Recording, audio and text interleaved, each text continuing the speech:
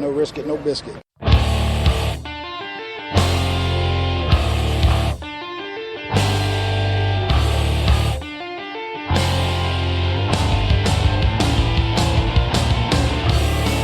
Arizona Cardinals fans, do you see red? Are you part of the Red Sea? Then you are listening to the show for you. A podcast for Cardinals fans, by Cardinals fans, with outsider and insider perspectives. It's time to rise up and see red. Hello, Arizona Cardinals fans, and welcome to the latest edition of the Rise Up See Red podcast.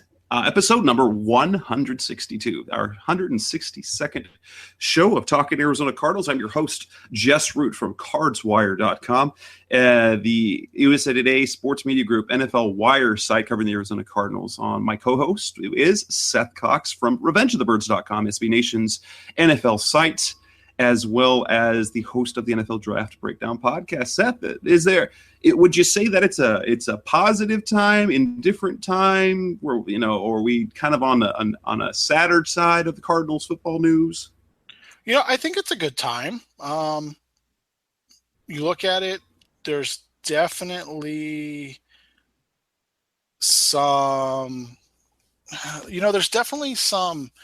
something to it. There's some question marks. We definitely have seen Bruce Arians' ire be raised by his wide receiver group, but outside of that, there hasn't been too many negatives. Obviously, we've only seen the second and third stringers for the majority of the time. There's been 10 snaps from the first team, all 20 including offense and defense combined. But in those 20 snaps, I think you were kind of excited. You saw a play that we'll talk about on defense, and then the offense is exactly what you wanted to see even before the penalty that wiped out the good field goal, and then they continued to drive. I think you were excited about what you saw out of the offense. Yeah, and there was good things to talk about. That's what we're going to do. We're going to review the Raiders game. The game against the Raiders, which the Cardinals won 20-10 on Saturday night at University of Phoenix Stadium. So we're going to talk a little bit about the show that way. So we're going to talk about, Seth and I are each going to tell you guys two things that we liked and two things we didn't like. We're going to talk about which players helped their stock, which players saw their stock fall. We're going to go over some of the injuries and the receiver play, offensive line, some of the positional stuff, and then we'll look ahead to the game this weekend against the Bears. And what are three things each of us wants to see the Cardinals do there? So we'll go ahead and get started, and let's talk about the things that we liked and didn't like. So let's start with you, Seth. What was the first thing that you liked about that? I talked about it at the start, but there was a singular play on defense that really kind of got me excited, and that was towards the end of the first team drive where they kicked a field goal and missed it. I'm not even sure still who blocked it or got a piece of it, but Tyrann Mathieu made a play on the ball. Receiver well short of the first down, and that was one of those, wow, that's Tyrann Mathieu plays. He didn't make a pass breakup to intercept the ball. It was nothing spectacular, but it was one of those plays where you saw him react, or react, and those those buzzwords that you hear during the draft process, something like click and close, where he just exploded to the play, made a sound tackle, and brought the receiver down short of the first down marker. And that, that explosiveness, that ability to close on the ball in a that was something that we missed from him last year. And we talked about his importance on our kind of pre-training camp show and what we needed to see from him to know that the defense would be able to overcome the loss of Calais Campbell, and overcome the loss of Tony Jefferson and all these guys that they lost. And again, it was 7-8 plays, but it was exactly what you wanted to see from him, to make a play like that, to close so quickly on a wide receiver that was open running a route just short of the first down marker, and to see him make a great tackle and really kind of get the defense off the first unit defense off the field, holding the Raiders to, I think it was a 53-yard field goal. And I don't know, maybe Janikowski just shanked it, but it looked like somebody tipped it, and it was exactly what we needed to see, in my mind, from him. For me, the first positive, I'll go to the second team after that, but the first thing that I wanted to see that I was really happy about is the fact that with Justin Bethel out there, he didn't get exposed. That was, for what we've seen from the cornerback position, we saw what we needed to. That now, granted, it wasn't Derek Carr and it wasn't him against like Crabtree because Amari Cooper was out, but still, Justin Bethel didn't get embarrassed. And the more you can say, hey, we don't hear Justin Bethel's name at all, that's good. Because we don't hear Patrick Peterson's name much during the game either. Ever. And so this is, as long as that's just kind of they're having to do checkdowns and things like that, it is, if that becomes the norm, that's going to be a great thing in addition to Matthew playing well. And he's starting to look right again in practice. He's making plays, so he's on the right trajectory to be back where he should be when the season starts. And for me, the number two positive for me was Drew Stanton. People are talking about he locked up the backup job, which we always thought he did anyway. I mean, to be honest, we always thought he had it locked up to begin with. But to see Stanton play effectively, throwing the ball, like he was playing in rhythm, he had poise, he wasn't errant on his throws. It gave you some promise. It gave you some promise as to what the Cardinals could do if they have to go a game or two without Palmer, and also perhaps looking beyond 2017, if we do end up having what you supposed in our last show, that's going to be the Stanton versus Gabbert quarterback competition of the century, heading into 2018. Who's not excited for that? When you look at it, though, part of what made Stanton play so well, and part of what made Palmer's night so effective and easy, was the work of the offensive line.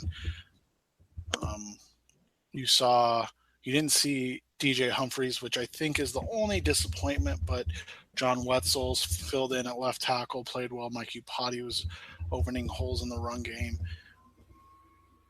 A.Q. Shipley and Evan Boehm, rounding out that interior offensive line, getting some movement up front, and Jared Valdir just looks like he's ready to road grade on the right side.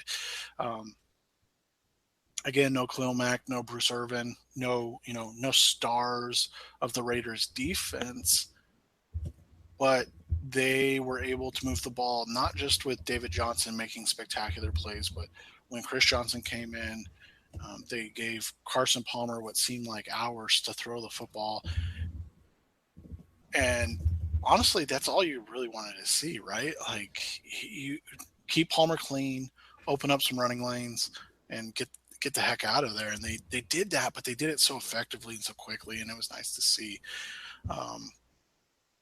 And even the second team with Stanton, he had to do some evasive maneuvering at times, and we'll get to one of the reasons why in a second. But I thought Cole Toner again looked great. There was a play, especially on a screen, where you saw coming out of the backfield on the screen, and Toner got to his guy and was able to make a block, and Ellington basically ran into him, and it's like, what are you doing? Like, cut inside that. But to see the way those guys were moving, Caleb Johnson, Cole Toner, Ulrich John was, graded the best offensive lineman in the game by Pro Football Focus.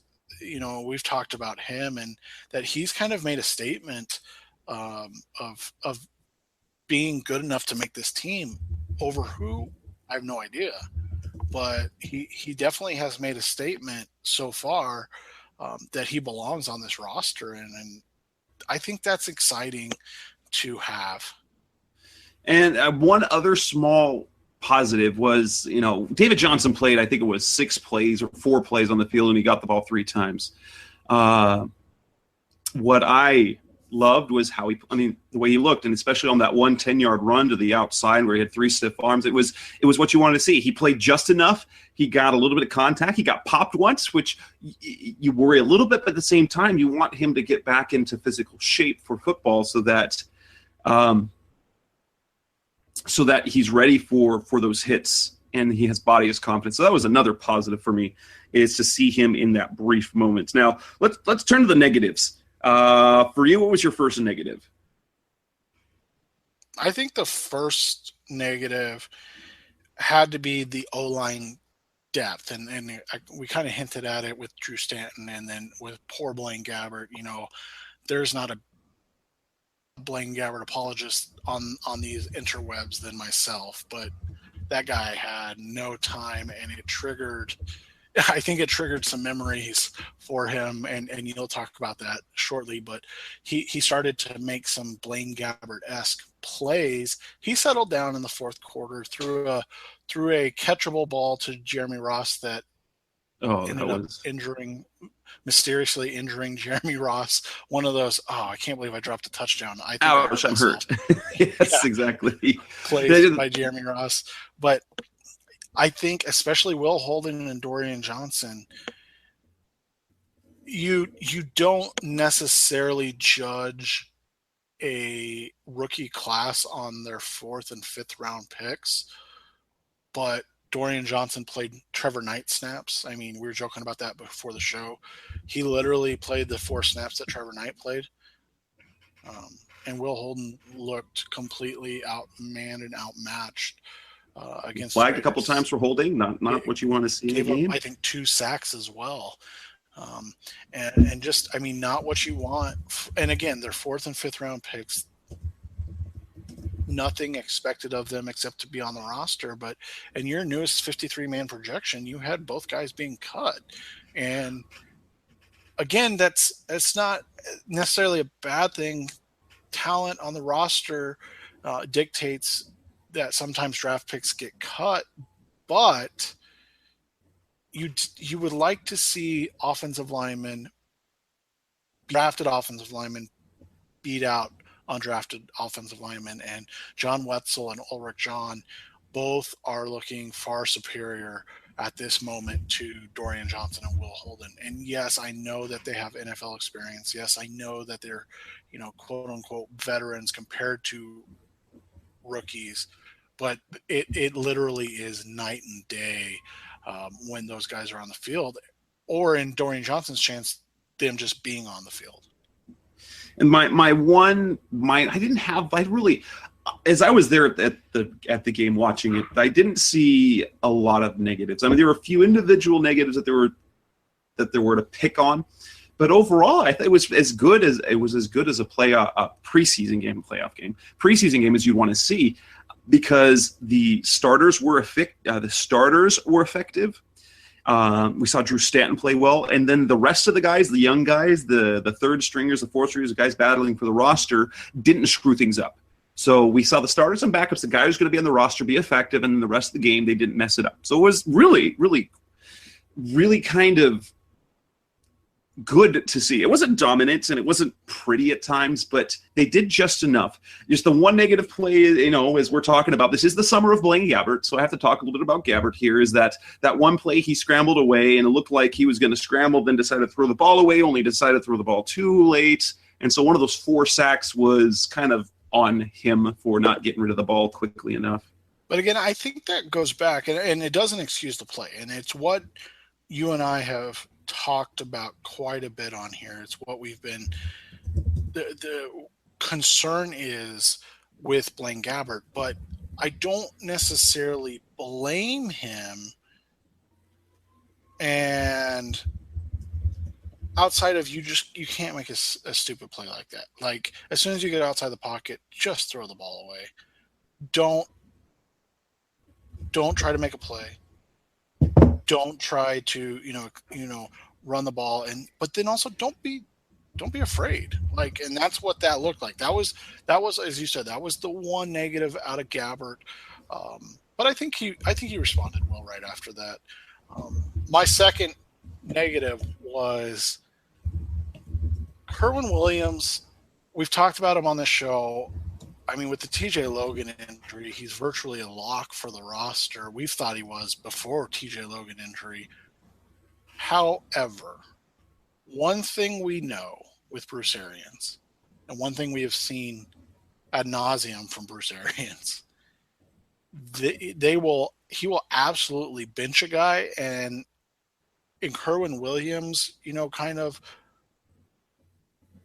roster spot where he's a third, maybe fourth running back and return man and such, he will get cut if he continues to fumble the ball. Now it was just a fumble, it's just a preseason, but we've seen it with JJ Nelson his rookie year where he fumbled one punt return, and then he never was back there again to ever do it again.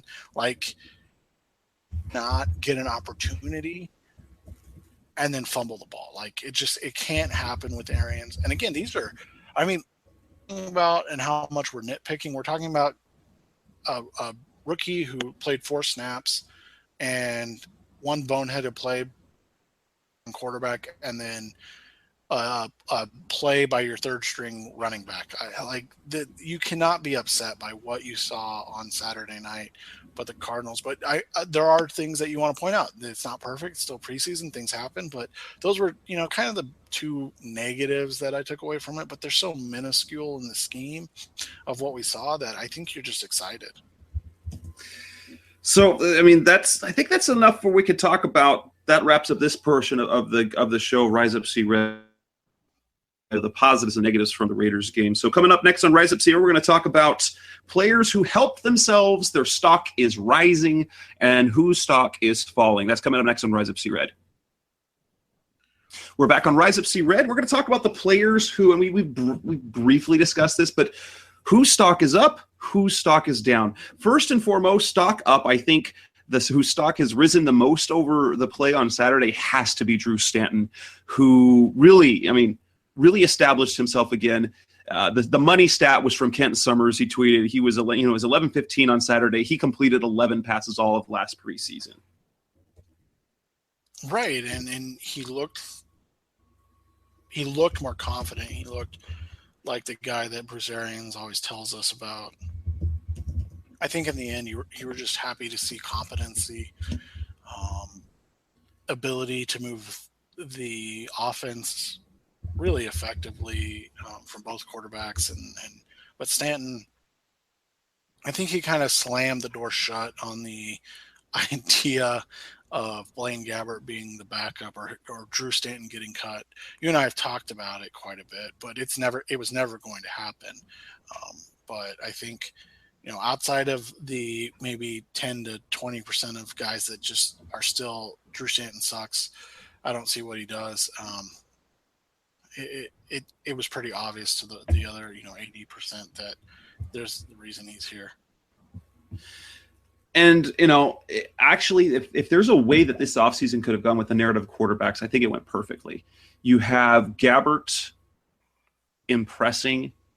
So they signed Gabbert, this reclamation project. He's beginning to impress, and so people start giving some buzz about him and his future with the team. Could he be the backup? And then Arians even kind of fuels the fire. That's why he's here, to compete for that. But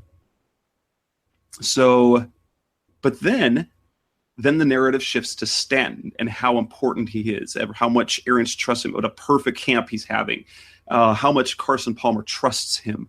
And then on top of that, then the performance on Saturday, the way the storyline for the quarterbacks has gone was perfect. Gabbert got hyped up, then Stanton came roaring back, and then his stock has risen. So I think it's a perfect scenario for the quarterbacks. It is, and it's what you want to see out of this entire team.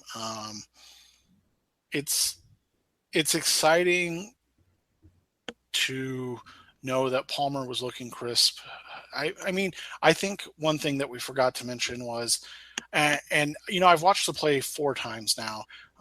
That deep shot that he missed to Jerron Brown, I think that's twofold. One, I think that has to do with him not practicing very much, and there is some rhythm timing that's still missing. You figure Jerron Brown was out most of last year, so they probably haven't really thrown a ton. But also the other thing is, and if you go back and look, Palmer looked like he wasn't ready, and not that I blame him at all, but he wasn't ready to make a deep throw in the preseason. And again, he did on that one throw. He did throw the ball ahead. It was a little bit earlier than you think that he wanted to do it. So he got a little too much air under it because he had some pressure in his face. So, And that's what I mean. I don't necessarily, it wasn't a bad thing, but you would kind of like to see, and he even talked about it after the game. He lamented missing that big throw. But again, do you really want to see Palmer take a shot? Second snap of the preseason or third snap of the preseason, and in preseason game 1 for him? No, not really. So in the end, but I mean, the one thing that you haven't seen from Blaine Gabbert that we've already seen history with Carson Palmer, and then we saw it a little bit, was the ability to push the ball down the field vertically. We saw it a little bit on Saturday with Drew Stanton. We haven't seen it with Blaine Gabbert yet, but again, I would say 80% of that has been not the fault of his. Maybe game 4, their game 4. I don't know how much we'll see Palmer, if at all. And so maybe we'll see, a whole half of Stanton and a whole half of Gabbert, or maybe we'll see 1 quarter of Stanton and 2 quarters of Gabbert, and he'll get some time with maybe the 1s or the 2s and get a chance to push that ball vertical. But you have to be excited with what the quarterback room has looked like. I think you have to be excited with how the tight end room has looked. And that's something that I think we can talk about stock up with, is you've seen how good Troy Nicholas and Jermaine Gresham can be. They were effective run blocking. They both have made nice catches in the preseason. I think you and I especially have talked about that we would like to see Gresham to his contract extent, not earn his contract in the fact that he's not, of the ability to earn it, but have the opportunity. Produce. Yeah, have the opportunity to produce. Because you and I both believe, and we've seen, in his history, he's a 2-time Pro Bowler, that he's done it before. So it's not, anything else other than that. But I think the tight end room, if Yanni Moma and Hakeem Vallis are making it tough on Bruce Arians, we talked about only keeping 3 tight ends, and both Vallis and Moma are. I mean, can you really cut them at this point? They both have played really well in the run game. Moma is clearly a better receiving option than Vallis, but. It's good to have a blocking tight end like Vallis on the roster that can get in there and stick his nose in, especially, God forbid, injuries creep up for Gresham or Nicholas again. And another stock up for me would be the one that the linebacker everyone's talking about, Josh Bynes, the guy they signed off the street, a veteran, really, really, really helped his case as – well, of course, the media talked about him today, and then he left injured. And then he got hurt. Yes, that's exactly what happened.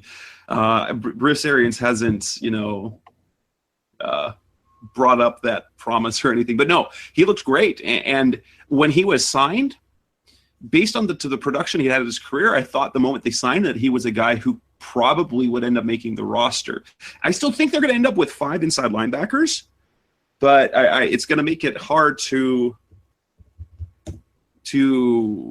it's going to make it hard to cut him It sounds like they're going to have a spot for Scooby Wright. So I think they're going to overload that room, and it's going to be Bynes, if not Wheeler, if not Philip Wheeler, but Wheeler's been hurt. So I was going to say, has he even played yet? I don't feel like no. Yeah, exactly. I didn't think so. Again, that's the frustrating thing about camp right now is that we've got a lot of guy like outside of DJ Humphreys and John Brown, there hasn't been any significant injuries of importance, but there's been a lot of guys that maybe you were hoping to see make this roster that have been nicked up, and that's kind of that's irritating. But I agree with you on Bynes. I thought he was maybe the best defender. I don't know. Did you see the Pro Football Focus grades though? Cappy keeps making noise, but I thought Kareem Martin also played well, which again we've talked about. Like this is a good problem to have.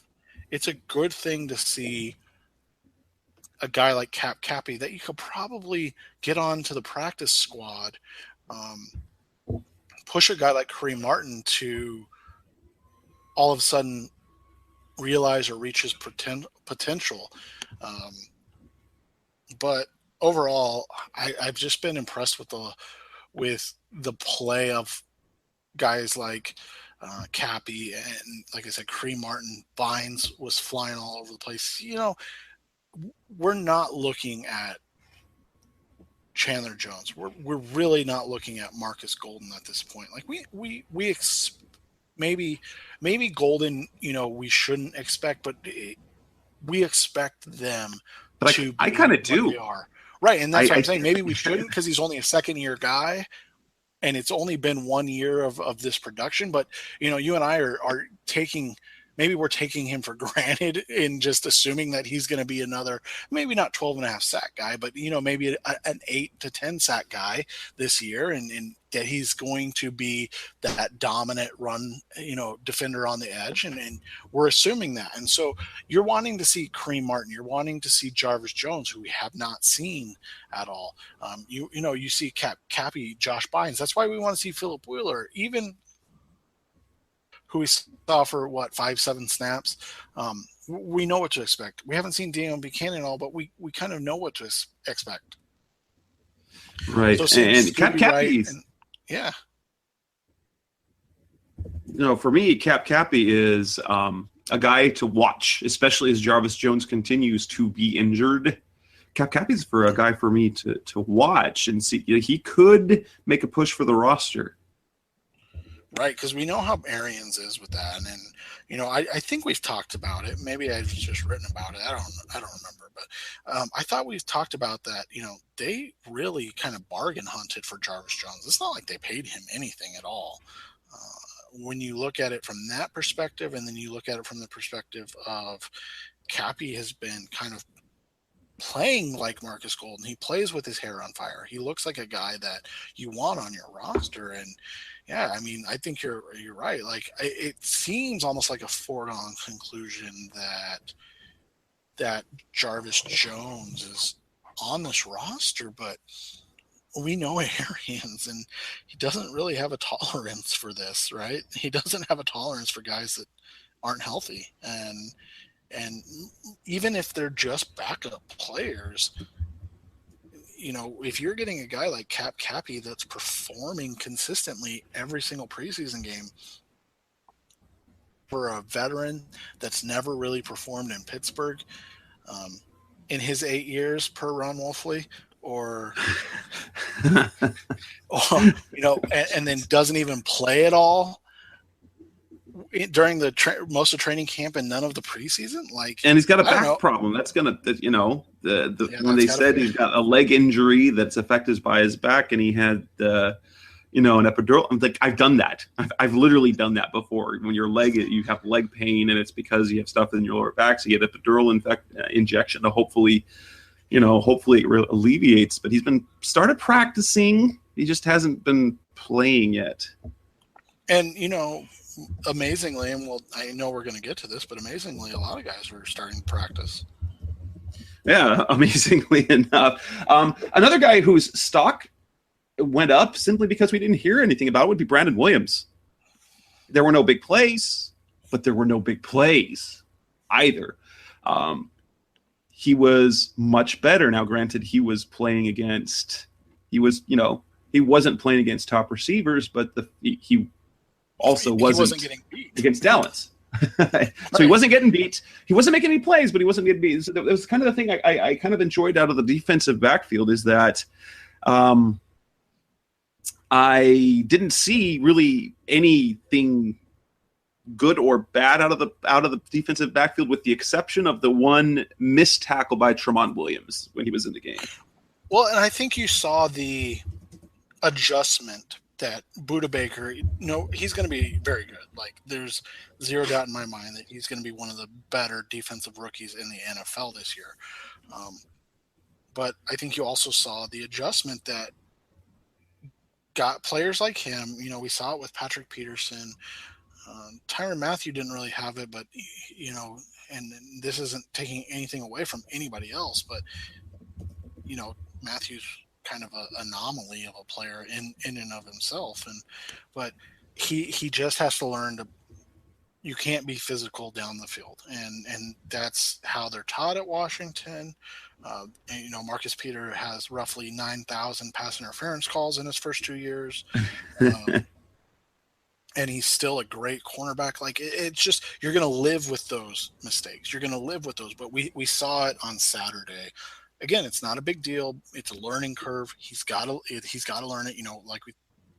Peterson was abysmal at that his rookie year. Like, it's just one of those things that LSU, teaches their defensive backs, and we've seen it with Morris Claiborne, we've seen it with Patrick Peterson, we've seen it with all of those guys. And then again, you talk about UW, and we've seen it with Marcus Peters, and now we're seeing a little bit with Budda Baker. And again, it's not a bad thing.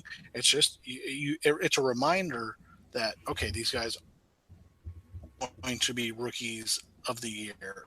They're not necessarily going to be fighting for all pro teams, because they still have out. And sometimes it's a good reminder for even people like me who are like, God, Tyrann Mathieu, they're going to be the best, 2 slot cornerbacks in the NFL together. And it's like, oh yeah, he's going to get called for about 10 pass interference calls this year, because he's going to forget that he can't touch people. For me, the last, I don't know if you could say his stock went up, but Robert Kimdichie, again, looked good. And so he's going to push Frosty Rucker for playing time this year, which is exactly what you want to see. He was disruptive. He was in the backfield, and he made plays too, more importantly. Yeah, this time, instead of just being disruptive, I think he had, 2 tackles for loss? Yeah. That's so exciting. And you're right. That's not really a stock up. That's a stock staying constant, and based on what he's done so far throughout the summer, throughout training camp and preseason game 1. But hope of what he was last year, that's 100% stock up, right? So we'll continue to just be happy to see him continue to grow and play so well. I think one stock down, and again, it's like Budda Baker. I wouldn't even call it a stock down for Baker. I wouldn't really call it a stock down for Hassan Reddick, but you just remember that they're rookies. And Hassan, especially, you remember that he's learning how to play a new position. And I think we've seen that in a couple of instances in the games. And I think it was a big reminder on the big run by DeAndre Washington in the game against the Raiders, where if he had played inside linebacker for 3 years or 4 years in college, and he's been learning how to read his keys and flow into, the fill gaps and make plays, there's no issue. But he hasn't. He's never done it. So to expect him to have mastered it at this point is nothing. But again, I just think it's always a good reminder, and I wrote about this. It was a good reminder for me that, he's still learning. And in spite of all the good that we've heard about him all camp, the goal is still to see him be kind of a part-time player that is used more in the role of a defensive weapon as opposed to the starting inside linebacker that just plays inside linebacker. Anybody that you saw whose stock fell at all? I mean, other than the two rookies that we talked about, and Dorian Johnson and Will Holden.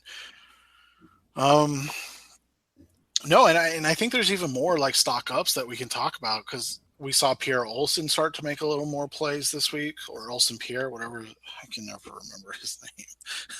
But, we saw him make. I think, overall, I would be hard pressed to really find anybody. I think, like I said, you kind of say, okay, you're reminded that Hassan Reddick is probably not a guy you want starting full time at inside linebacker right now, just from the fact that he's never played it before. So it's understandable. So I'm trying to think. Stock down, Jeremy Ross maybe. Screwing up poor Blaine Gabbert's great throw that he made. It wasn't even a great throw, just the great job of actually standing in the pocket and delivering the pass. The biggest knock on him, he finally does it, and Jeremy Ross screws it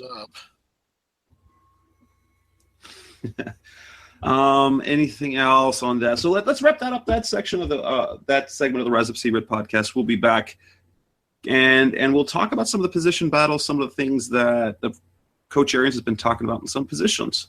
So that's coming up next on Rise Up Sea Red. We're back on Rise Up Sea Red, and we've been talking about before. We talked about the stock up, stock down.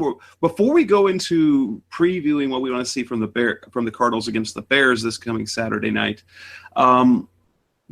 we want to talk about particularly some of the things we've been hearing.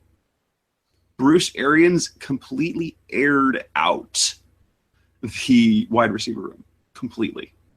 Just completely lit them on fire and said, okay, now figure out what you're going to do. Said, after in the spring, he said, I think we've got 12 receivers in the room who could play in the NFL, who could make an NFL roster. On Monday, he said, I think maybe there are 2. Now, this was obviously a little bit exaggeration on both parts, but he was very unpleased with the receiver room, and he excluded Larry Fitzgerald and Jerron Brown from that mix.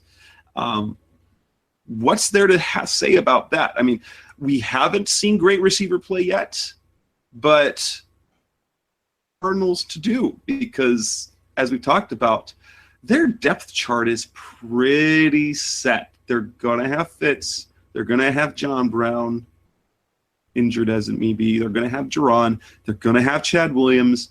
You think that it would have J.J. Nelson, and Britton Golden in games has been nails. Yeah, and, this was what you and I talked about when he kind of made those comments. And I'm always okay being the bad guy. I really don't care. And this is, what I wrote about. We talked about this, and I didn't agree with his statement and in Larry Fitzgerald's statement, no matter how much more both of those guys know about wide receiver play than I could ever dream of.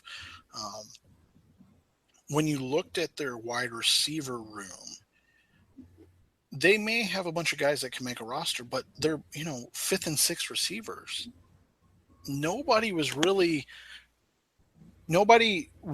was wide receiver 2 on this roster. Nobody was really the guy. You have Larry Fitzgerald, 34 this year, right? Something like that, turning 33 or 34. Yeah. So you have Larry Fitzgerald, who's 34, and he's your clear number 1. And that's not a shot at Fitzgerald. That's a testament to his greatness.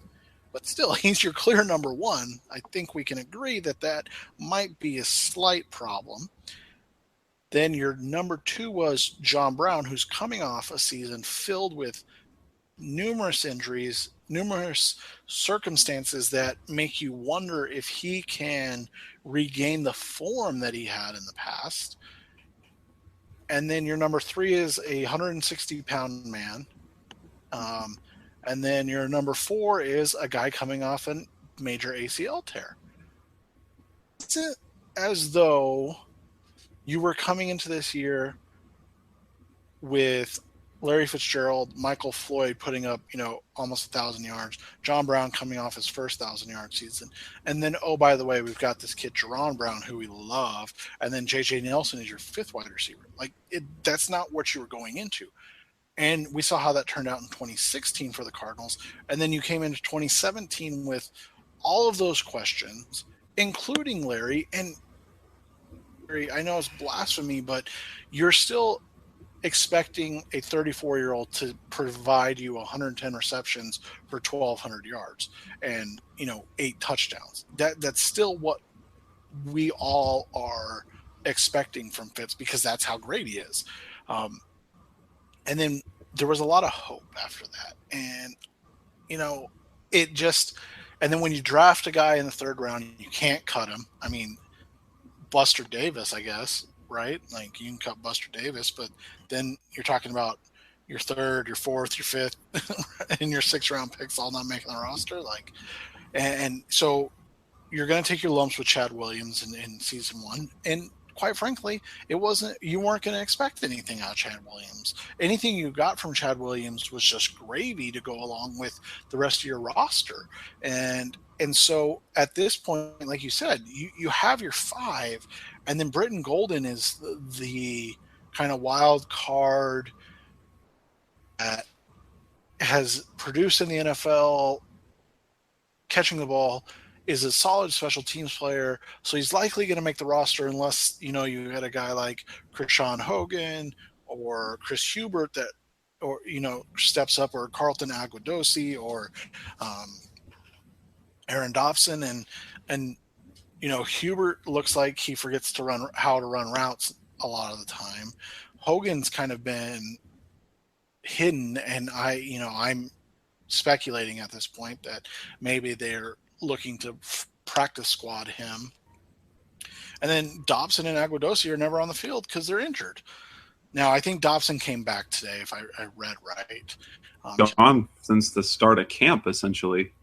Right, and Chad Williams came back today from his shin splints, and then John Brown came back today, but also after practice, basically, I don't want to say fired back at Bruce Arians, but kind of responded to Arians like, dude, I'm hurt. I'm trying, I don't want to make it worse, and I can't make myself heal faster. It is what it is. Like, John Brown is a really good number 2 receiver if you get 2015 John Brown. Again, that's not something we know if we're going to get. J.J. Nelson is at the very best a great number 4 receiver. He might be a good number 3 receiver, but when you look at, his statistics, outside of touchdowns, he really isn't a producer. He's a big play guy. He's a guy that can make big plays in the passing game for you, but he's not a guy you're going to throw the ball to, 10 times a game and hope to get 6 catches a game out of him. He's a guy you're going to throw to 3 times a game and hope to get 2 catches out of him. And so, because I think he ended up with 35 receptions last year to go along with 6 touchdowns, because that's what he is. You're going to throw the ball to him 50 times a year. He's going to catch hopefully 40 and turn. I mean, heck, if he just turns 4 of those into touchdowns, that's a great percentage. And so when you look at it, I thought there was concern in June when the statement was made, and now it's kind of coming to fruition, and it is what it is at this point. But, and I saw somebody tweet me or say something, I can't remember where it was at, said something to me of, everybody talks about they should have traded up for a quarterback, but if they were going to trade up for anybody, they should trade up for a wide receiver. But it's like, Corey Davis was coming off an ankle. He didn't test at all. We saw on film he was very good, but, it's not like he was exactly a sure thing. Mike Williams may not play until October or November. And then John Ross is, his knees are made of paper mache. and he looks like again. Now this would be for just 2017, but he looks like he's going to be kind of given the J.J. Nelson role early in Cincy. So it's not like that would have addressed it. What needed to happen was they needed one veteran. They needed just a single veteran that could have helped. An Eric Decker, maybe, an Anquan Bolden, even though we know that would never happen just because of the way the relationship ended. But they needed a veteran to come in and kind of assistance to Fitz while the rest of the guys kind of figured it out. John Brown, Jerron Brown coming back from injury, and Jerron has earned his spot. He is a favorite of Bruce Arians because of the way he's played coming back from injury, and that endears himself to Arians. So, but I think going into this, you were kind of playing with gas, and now you're not getting what you wanted, and it's not absolutely surprising to me that that's happening. It's unfortunate, but it's not surprising. And you look at, they talked last week about the punting situation. I mean, what are we going to say else about the punting situation? But the receiver one is the most interesting here. The offensive line is going to be interesting how things shake out. And we've referred to it a couple of times, but Ulrich John had a really good game. John Wetzel continues to perform. Tony Bergstrom is showing value. And he was the second team center. They had Toner playing right guard. And he was mauling. Right.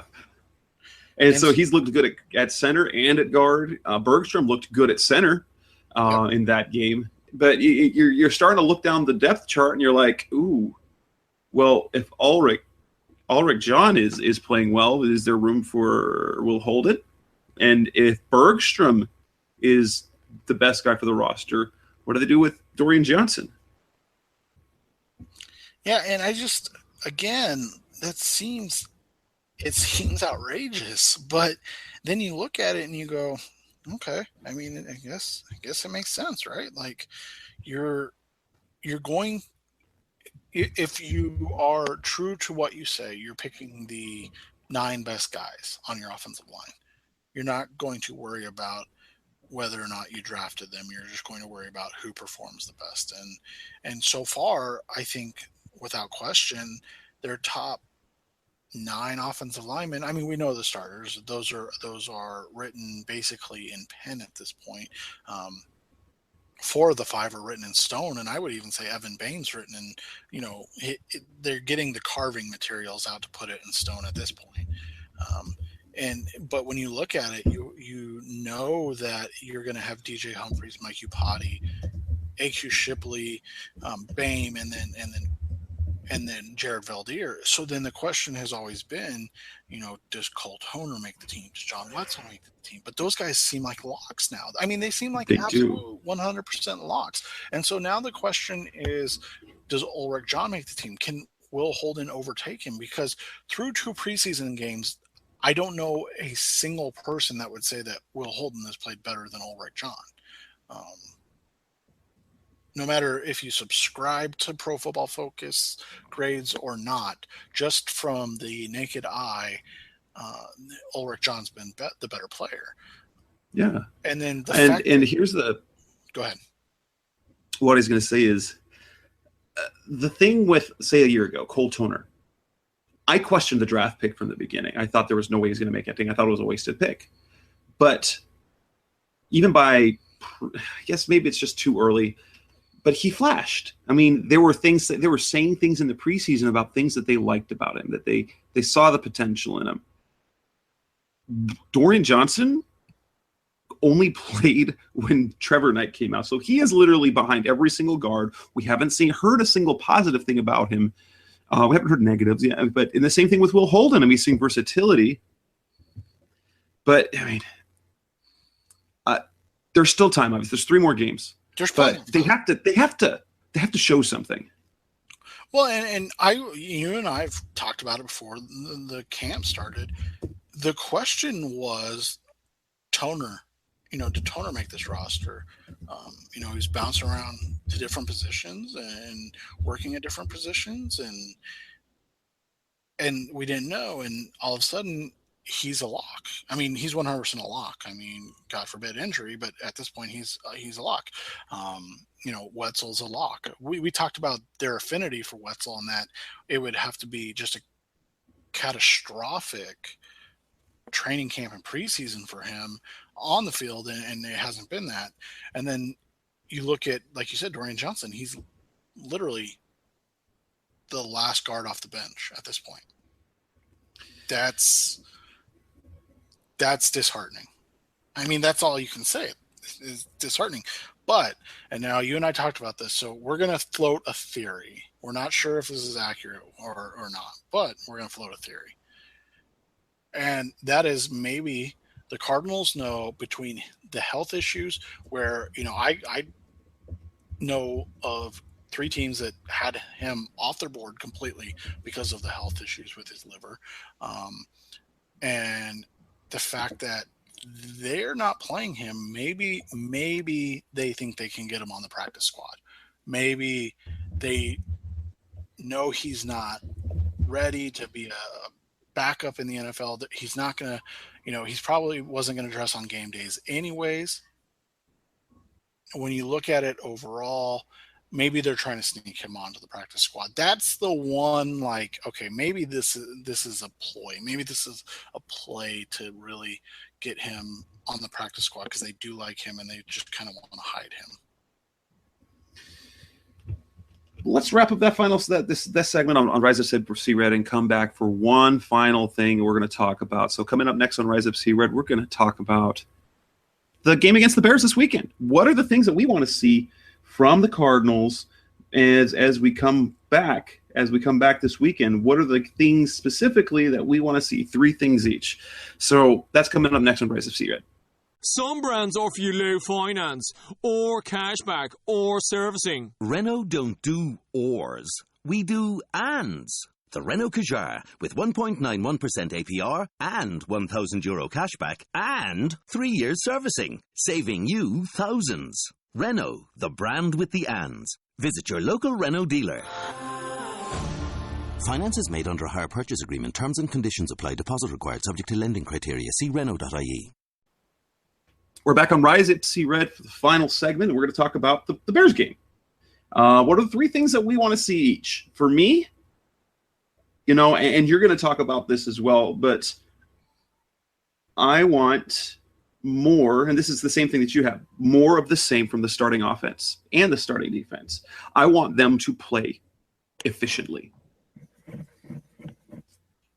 100%. You want to continue. You want a continuation. You want it to almost be like their second drive, right? Like you saw their first drive, it ended in a field goal. Okay. Stupid penalty by the Raiders gave them a fresh set of downs. Bruce Arians has said, in a regular game, in a real game, he's leaving the points on the board. So we've got a field goal drive out of the first team offense and a made field goal. So, EA Phil Dawson. And so now you're getting your second drive. And let's not forget, it took them 8 games to score any points. I believe it was in the first quarter, wasn't it? Or so they were not efficient last season to start the season. And so now we're waiting, and now we've already got a field goal in their first possession of the game. Like, all right, this is more of what we expected. Let's continue that in week 2. They're supposedly going to get 20 snaps. You can't tell me if they get another drive like they had this week, that they're going to come out for a second drive. And I'm talking about the continuation with the penalty. So, if they get 12 to 15 plays, are they really going to bring them out for a second drive if they go down and score a touchdown? Maybe part of them, but probably not David Johnson, probably not Larry Fitzgerald. And I'd be surprised if they brought out Carson Palmer at that point. What else do you want to see from the Cardinals coming this weekend? you talked about the first team defense and you wanted to see more of the same, but I want to see one different thing. I want to see a sack, or I want to see a turnover created by somebody that's going to contribute. So it doesn't necessarily have to be the first team, but somebody like a Buda Baker, a Hassan Reddick, making a play, making not just a tackle behind the, short of the first down or something, but a kind of game-changing play, a play that activates everything, kind of like what you saw with Josh Bynes in the Raiders game, where he caused the fumble that was recovered by Harlan Miller, and then fumbled by Harlan Miller, but didn't get called a fumble by Harlan Miller, and then I'd like to see that, whether it's Bethel or Brandon Williams or Tremont Williams or one of the safeties, somebody make a splash play. And it would be excellent. What I want to see as well, I want to see Kerwin Williams. I mean, he only had the one kickoff and one punt. I want to see him do something on more than one as well. If he's going to be the return guy for the first half of the season, I want to see a preview of it. I want to see flashes of several different players. Right, and then my final thing is, one, I want to see Will Holden respond to his bad game. Guys have bad games, especially when they're playing left tackle. I don't care if it's first team or last team, right? But he can answer it. He can answer the bell. Can he come out and respond? Because as we talked about with he and the other guy that I'll get to, is we want to see them respond. We want to see them kind of make this roster. We don't want to see Tony Bergstrom and Ulrich John, as great of stories as Ulrich John is. We don't want to see them make the roster over draft picks. So right, we want those draft picks to develop, especially since what were we talking about in May? At the end of April and in the beginning of May, we were talking about how potentially these two guys could afford the Cardinals in a season from now to have let go of Jared Valdir and Mike Upati, open up a bunch of cap space while developing young players on that line. And that doesn't look even close to possible right now. Right. So Holden respond and Dorian Johnson, can you please get on the field? Like, right. Can you just get on the field for a little bit? Of course, and this is the summer of Blaine Gabbert, so let's see more good Blaine Gabbert. Let's keep feeding that fire. I think I'm driving the hype train on this. I want Blaine Gabbert to make all sorts of news in the preseason, and then to sit on the bench for the rest of the year. But I want to keep that hype train going, because then it creates intrigue for 2018. It won't create any intrigue for 2017, but I want him to continue to make progress. That way we can set the stage for all sorts of debate for 2018 and not have it feel hopeless because Blaine Gabbert stinks. Well, and I think another thing that we want to see, and this is, a little odd, but we know that the Cardinals like Blake Bortles a couple years ago. The rumor, we don't know who the quarterback was, but there was a rumor that they liked one of the quarterbacks coming out this year quite a bit. Now, not enough to move up to draft one, but they liked one of them. Maybe it was Mitch Trubisky. Maybe they really liked Mitch Trubisky, and then, it was just clear it was too rich for their blood to go up to number 2. And so you kind of want to see Mitch Trubisky play well, right? Because you kind of want to know if that was the guy they liked. Since Blake Bortles is getting talked about being benched in Jacksonville, you'd like to see that they scouted a quarterback well. So maybe just maybe it was Mitch Trubisky, and Trubisky played extremely well in week 1 of the preseason, and so maybe he plays well against the Cardinals' 3rd-team defense or 4th-team defense. A lot of these guys that are going to be selling insurance next week, and you can say, "Oh, they still got a couple more weeks. It's all right. They've got to the end of August." Oh yeah, you're right. Okay, so for 2 more. But yeah, so selfishly, you kind of want to see all these quarterbacks perform well, and then be like, okay, so they liked one of them. We're not sure who it was, but they liked one of them enough. They liked one of them, so they're going to they're back on track. Because the other thing is if they didn't like Deshaun Kaiser, he's looked well, played well in Cleveland. So and then obviously we know about Derek Carr. So, but let's see one of these guys perform well, and then we'll be like, we'll just make up that they were the one that the Cardinals wanted and just couldn't get to. Yeah, that makes perfect sense. And then the final thing I want to see somebody step up in the secondary for that, what I believe will be the 9th defensive back spot, whether that's a combo corner safety in a Harlan Miller or Rudy Ford, whether that's an Ironhead Gallen.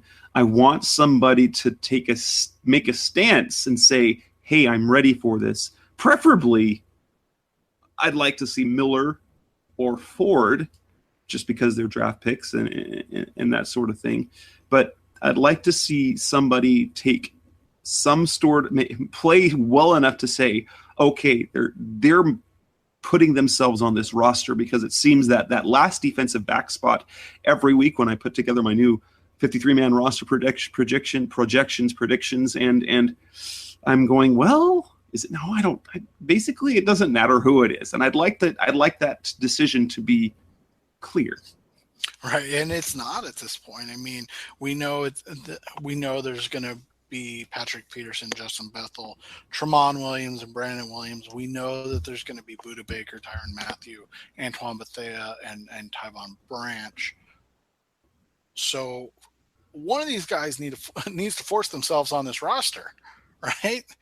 Yes. Like we don't want another situation where they cut the wrong guy again, like they may have with who was the guy last year? Marquis Christian, when they tried to keep Drew Butler around, or are they going to try and keep Leone and Weil on the roster to compete for another couple of weeks? They would totally do that. Oh, they would totally do that. We can't decide. They're going to compete some more. I will say this. Now, there's only 2 punts, 1 punt each, but I think you have to be a little more excited about the fact that they weren't terrible this week. What do we have? A 65-yarder and a 61-yarder. So and another really badly missed field goal. So let's hope Phil Dawson never gets hurt. Right, and that was something I talked about actually with my dad. I'm like, if they make this punter decision based off how bad these guys are kicking in the preseason, and say, well, this guy kicked less worse field goals in the preseason, because let's be honest, there hasn't been anybody that's actually kicked well in the field goal department outside of Phil Dawson. And then they let the wrong punter go. Oh man, like the whole we need this guy to kick in an emergency thing is I don't know. It's kind of weird, but so let's hope that one of them shows something here soon. That'll end this episode. That's Seth Cox. I'm Jess Root. You can find our lovely podcast on all sorts of mediums. You can find it on iTunes, on Stitcher Radio, on Blog Talk Radio, on either one of our fine sites at revengeofthebirds.com or cardswire.com. Also on Audio Boom, and heck, on social media. It's on Twitter, Rise Up C-Red, Facebook's Rise Up C-Red. That's Seth Cox. I'm Jess Root. Thanks for listening. We'll be back again next week. Go Cardinals and Rise Up C-Red.